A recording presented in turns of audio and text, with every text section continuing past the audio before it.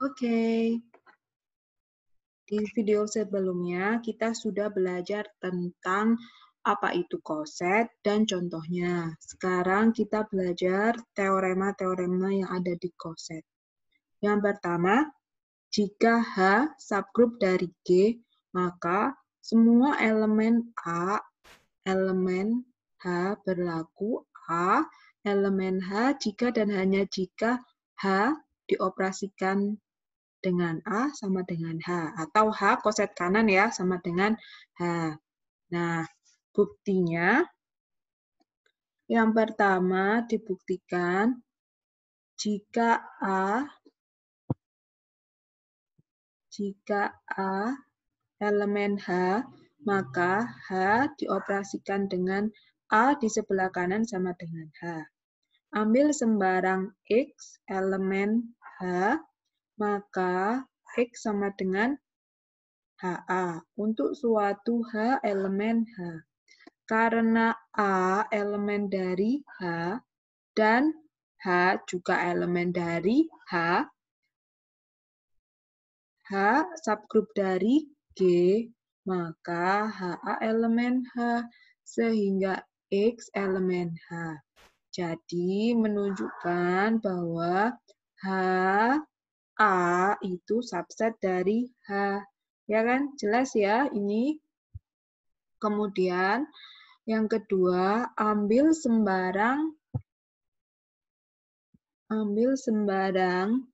misalkan Y elemen H. Karena A elemen H dan H subgrup, maka A inverse juga elemen H. Sehingga Y dioperasikan dengan A inverse, maka hasilnya elemen H. Ya jelas kan, ada suatu bilangan ya, atau suatu elemen anggota dari H. Kalau dioperasikan dengan inverse, maka hasilnya juga ada di H. Akibatnya, ketika Y dioperasikan dengan A inverse dan dioperasikan dengan A sama dengan Y. Iya kan? Ini kan sama dengan Y dioperasikan dengan identitas. Ya. Bentar, saya perjelas. Jadi kan ini nanti A inverse itu kan hasil A inverse dioperasikan dengan A itu kan hasilnya E. Nah, Y dioperasikan dengan E kan hasilnya dirinya sendiri. Nah, berarti betul ya, elemen HA jadi H subset dari HA. Dengan demikian terbukti HA sama dengan H.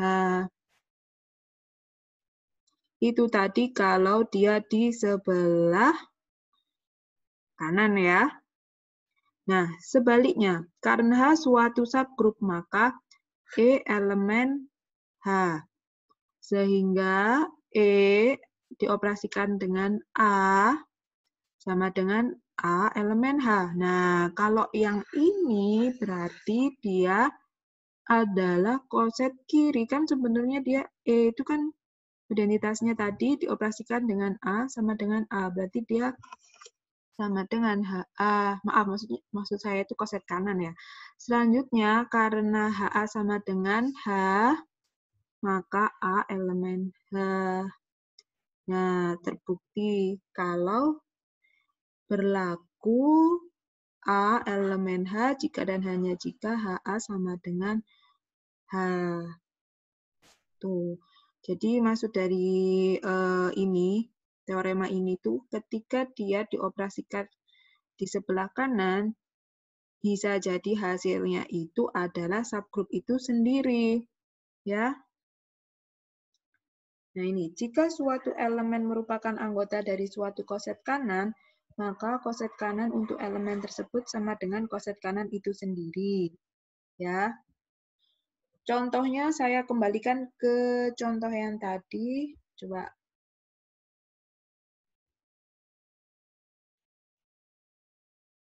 Contoh yang tadi. Nah, seperti ini. Nah, ini kan dia koset kanan kan. Ini kan HA. Dia dioperasikan, ya. Dia dioperasikan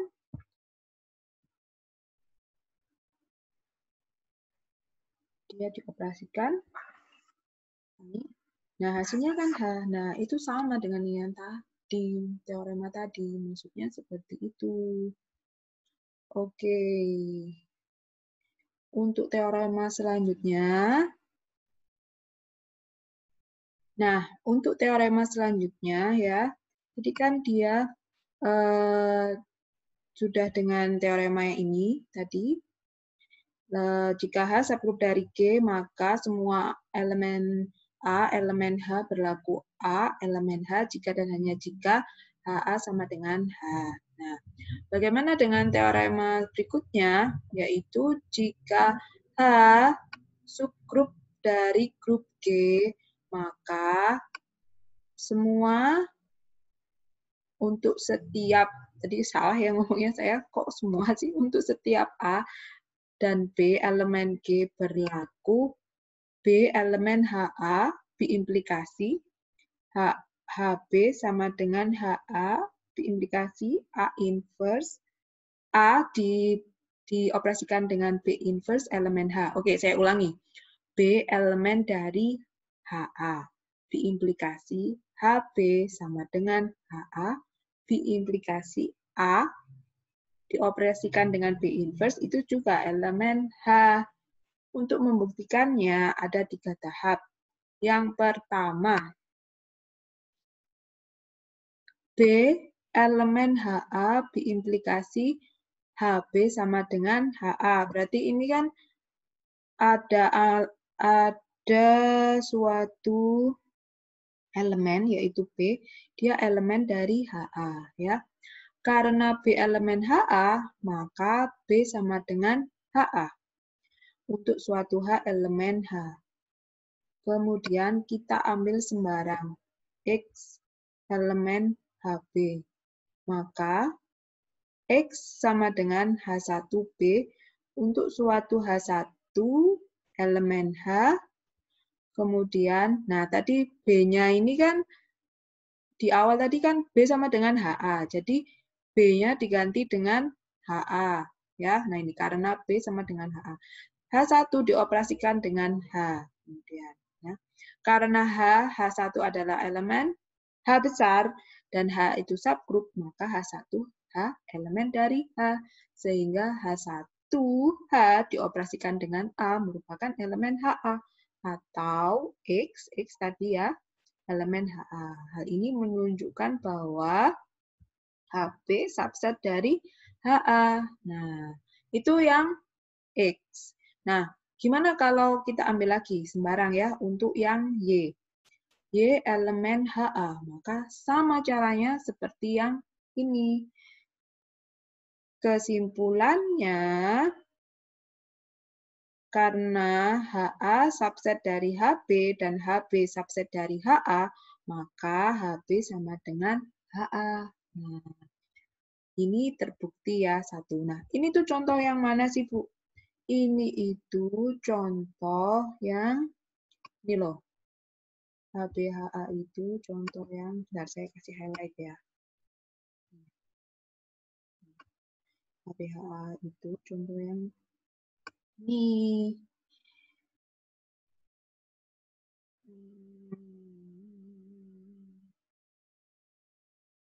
Nah, yang ini tadi. Kan ketika kita mengerjakan ini, H2, ya, dia kan sama dengan H5 kan? Nah, sama dengan H5. Ya.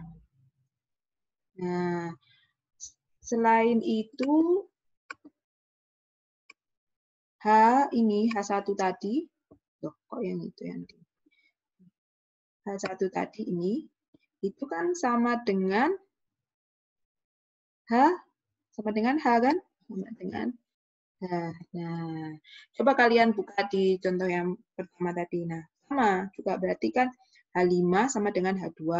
Berarti kalau H3, dia sama kayak apa? Ayo. Jadi kalau H3 itu sama seperti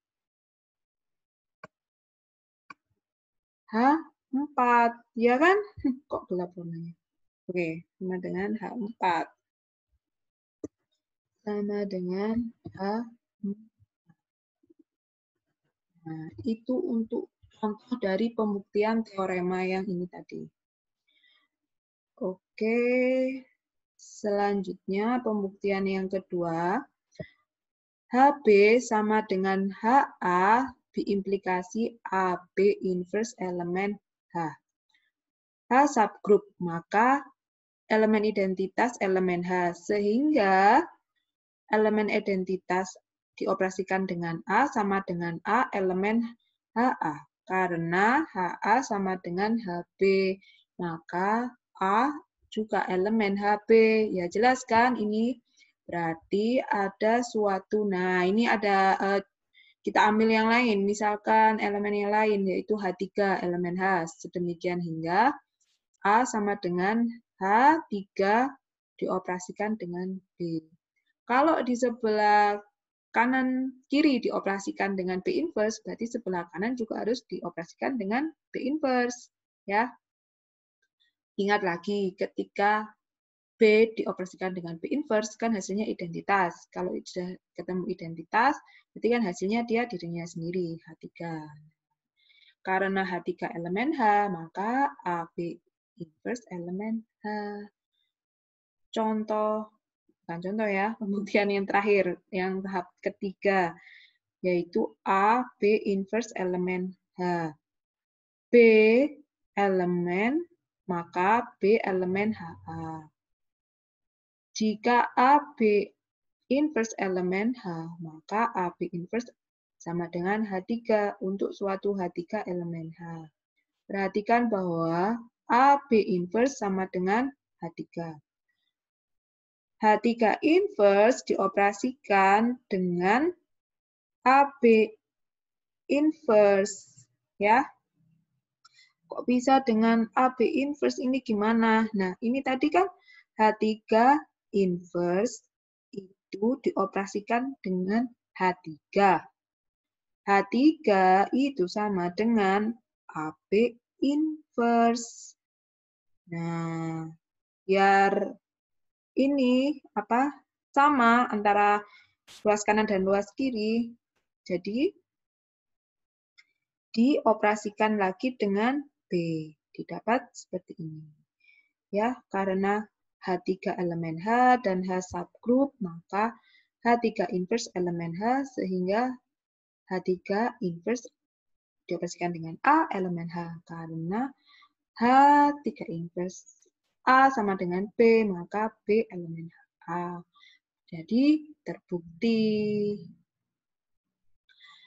Untuk selanjutnya yaitu definisi.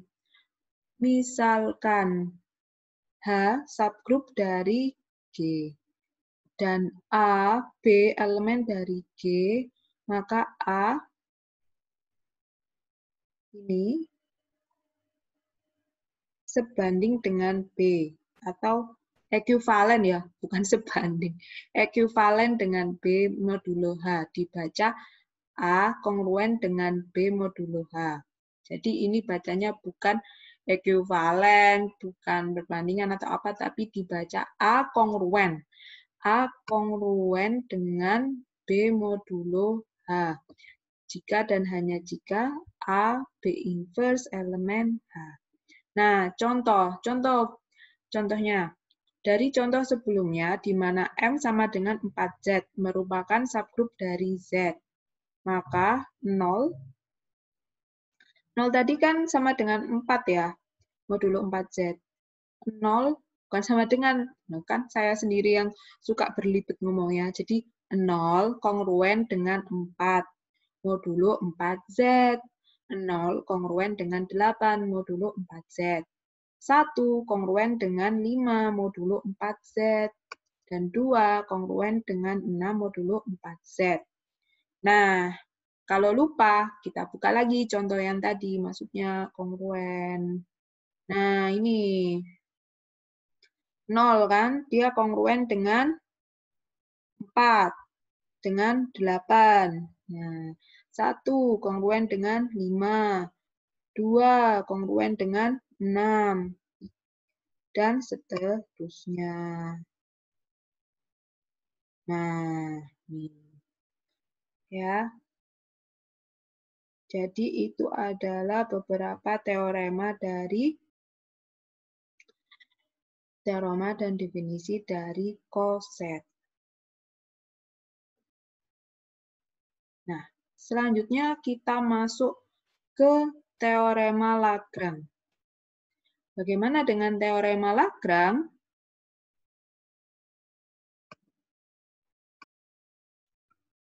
Teorema Lagrange akan saya upload di video berikutnya ya. Oke, jadi dipahami dulu tentang teorema yang tadi, dan kemudian kalau sudah bisa move on ke teorema Lagrange. Oke, semoga mudah dimengerti.